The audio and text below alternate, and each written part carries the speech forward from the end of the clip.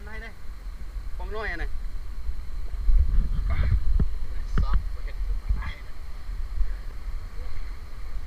โอ้โหตื่นไหนหัวหน้าพูดมากไม่นะ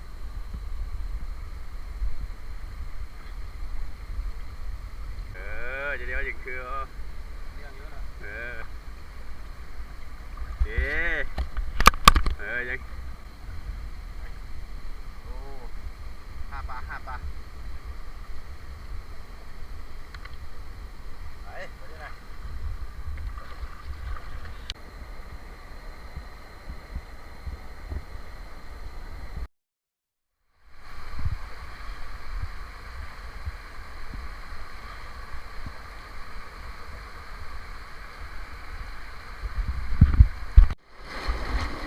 แม่ด้านสภาพ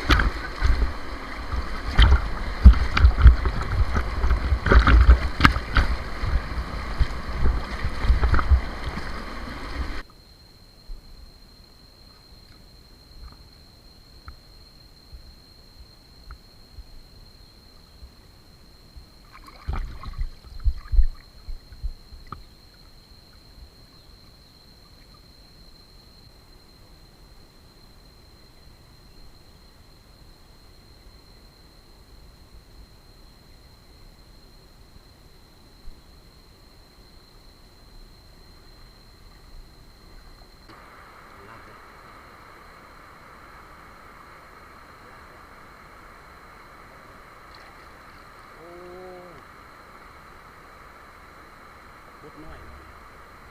พุดตัวน้อยโอ้ตัวน้อยเสียดายโมเมนตัวใหญ่เนาะ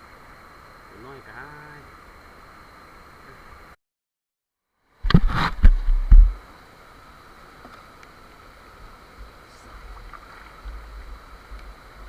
เข่งเนาะ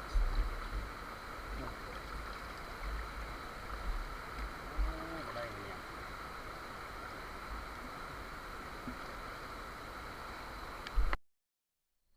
ใส่ฮอดคืนเหรอนั่น